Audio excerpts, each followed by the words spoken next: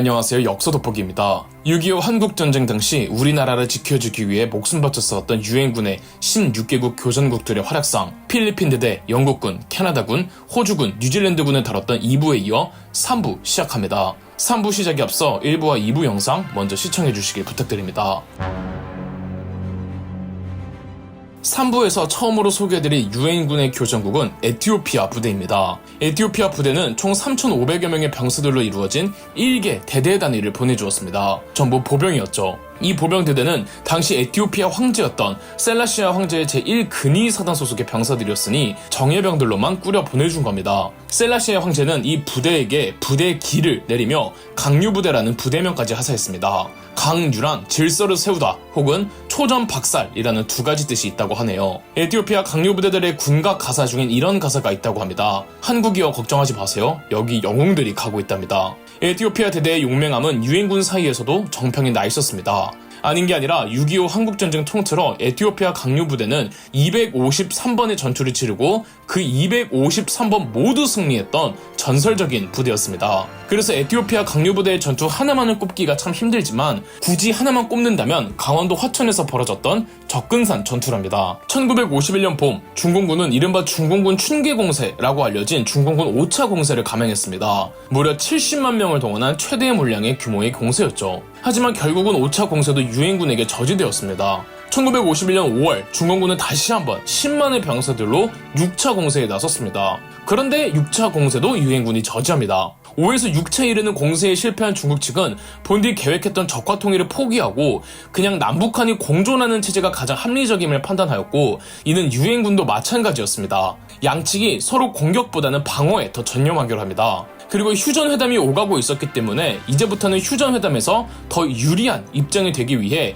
양측이 강원도 전방에서 단 한 개의 산이라도, 단 한 개의 고지라도 선점하기 위한 치열한 전투가 이어졌습니다. 바로 고지전이 시작된 거죠. 봄은 거의 끝나가고 서서히 여름의 무더위가 찾아오고 있었습니다. 1951년 5월 한국에 도착한 에티오피아의 강류대대는 미 제7사단에 소속되어 8주간의 훈련을 받은 뒤 7월부터 본격적으로 전선에 투입되었습니다. 그들이 투입된 곳은 미 제7사단 제32연대였고 32연대가 주둔 중이던 곳이 강원도 화천이었습니다. 1951년 8월 미 7사단 32연대장은 정찰 기지선을 늘릴 목적으로 병력들을 곳곳에 진군시켰습니다. 그중 에티오피아 강류대대는 접근산 쪽으로 향했죠. 유엔군의 진군을 파악한 중공군은 진군한 유엔군을 공격했습니다. 접근산에 있던 에티오피아 강류대대도 접근산 도착 3일 후였던 8월 12일부터 공격을 받았습니다. 처음에는 작은 교전 정도에 불과했지만 시간이 지나며 더 많은 병력들이 모이더니 전투의 규모는 점점 확대되어 접근산 전투는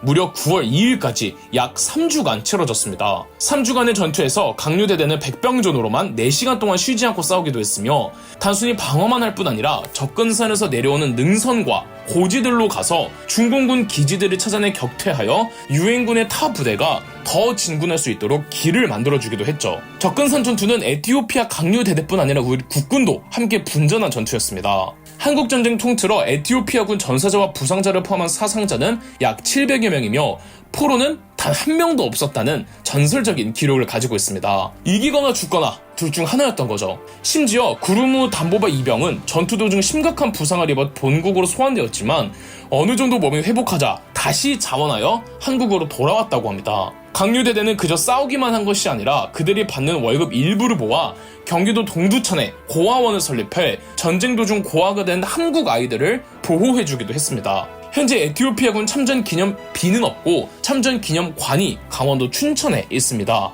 강원도 춘천시와 에티오피아의 수도 아디스아바바가 자매결연을 체결했기 때문에 춘천에 이 기념관이 있다고 합니다.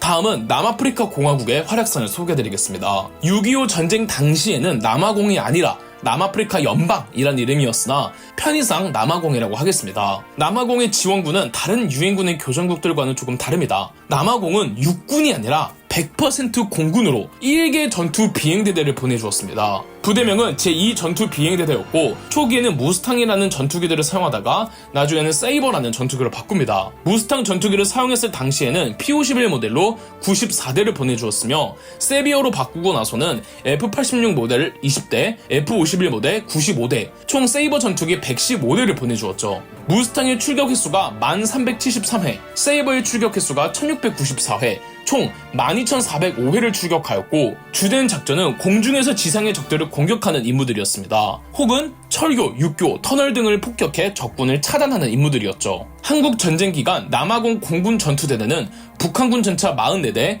야포 221문, 대공포 147문, 교량 152개소, 보급품 보급소 500여 개소, 각종 시설 1920개소 등을 파괴했습니다. 워낙 실력이 출중한 정예 파일럿 공군들이라 유엔군 사이에서 남아공 공군의 별명이 플라잉 치타였다고 합니다. 북진한 유엔군과 국군이 중공군의 개입으로 후퇴하고 있을 때 남아공 공군이 항공 지원으로 크게 도움을 주었으며 장진호 전투 때도 임무를 수행해 미군의 후퇴를 도왔습니다. 남아공 공군의 비행시간을 평균적으로 산술해보면 매일 2시간 이상씩은 공중에 있었다고 합니다. 남아공 공군의 유명한 작전으로는 1951년 8월 강원도 최전방에 있던 중공군과 북한군이 후방 지원을 받지 못하도록 철도와 도로를 계속 파괴하며 후방을 차단시킨 스트랭글 작전이 있고, 이로부터 1년 후 1952년 7월 북한의 수도 평양 대공습 당시 남아공의 공군이 평양의 발전소를 폭격했던 프레셔 펌프 작전이 있었습니다. 한국전쟁 통틀어 남아공군 전사자와 부상자를 포함한 사상자는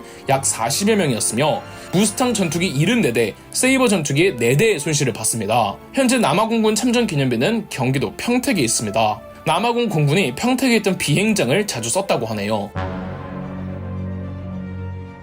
다음은 그리스군의 활약상을 소개해드리겠습니다. 그리스 부대는 총 5천여 명의 병사들로 이루어진 보병 1개 대대와 공군의 1개 수송 비행 편대를 보내주었습니다. 그리스 보병 1개 대대의 별칭이 스파르타 대대였다고 합니다. 이름부터 빡세죠? 그리스 사령관은 이오아니스 다스칼로플로스 대령이었습니다. 그리스의 스파르타 대대는 1951년 1월부터 부임하여 중공군의 3차 공세 때부터 투입되었습니다. 중공군 3차 공세 당시 2000의 381 고지를 방어하며 중공군 800명 이상을 사살한 선전을 보인 바 있었죠.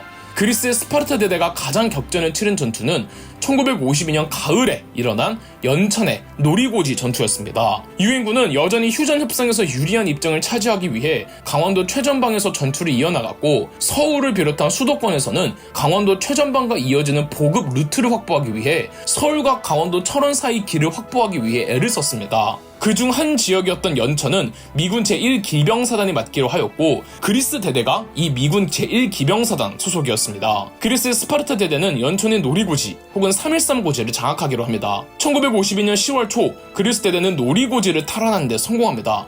하지만 이는 중공군의 반격이 가해졌고 약 2시간의 분투 끝에 그리스 대대는 노리고지에서 철수할 수밖에 없었죠. 중공군은 포병 위주의 공격을 가해 노리고지를 빼앗았습니다. 미군 측에서는 폭격기들을 동원해 중공군의 포병을 무력화시킨 뒤 미군이 노리고지 인근의 다른 고지를 빼앗아 중공군의 시선을 끌면 그리스 대대가 다시 한번 노리고지를 공격하도록 지시를 내렸습니다. 미 공군이 중공군의 포병을 무력화시키긴 했지만 노리고지 인근의 고지 점령에는 실패하고 말았습니다. 그리스 스파르타 대대는 그렇다고 작전을 포기할 수 없다며 그냥 노리고지로 다시 진격하기로 하죠. 노리고지 전투에서 매우 치열한 전투가 전개되었습니다. 그리스 대대의 피해가 막심하여 노리고지 점령에 체념해야 하나 싶을 때 미군이 노리고지 인근의 고지를 점령하는 데 성공해 측방 엄호를 받으며 끝끝내 그리스 대대 역시 노리고지를 점령하는 데 성공합니다. 노리고지 전투에서만 그리스 대대 전사자가 100명 이상이 나온 그리스 대대의 한국전쟁 전투 중 가장 피해가 컸던 전투였습니다. 하지만 전투는 승리했기에 유엔군은 연천을 장악하는 데 성공, 서울에서 강원도 철원으로 가는 보급 루트를 확보하는 데 성공합니다. 한국전쟁 통틀어 그리스군 전사자와 부상자를 포함한 사상자는 약 700여 명이며 현재 그리스군 참전 기념비는 경기도 여주시에 있습니다. 여주는 그리스군이 한국전쟁에 투입하여 처음으로 승리를 거둔 전적지인 곳이기도 하거든요. 3부 영상에서는 에티오피아의 강류대대, 남아공의 공군, 그리스 대대의 활약상을 살펴보았고 16개국 교정국 중 아직 3개의 국가가 더 있는데요. 4부에서 계속됩니다. 그럼 역사 돋보기였습니다. 저희 역사 돋보기가 멤버십 가입을 시작했습니다. 멤버십 가입을 해주신 분들 덕분에 영상 제작에 큰 도움이 되고 있습니다. 감사합니다. 영상 재미있으셨다면 구독과 좋아요, 알림 설정까지 해주시면 감사드리겠습니다.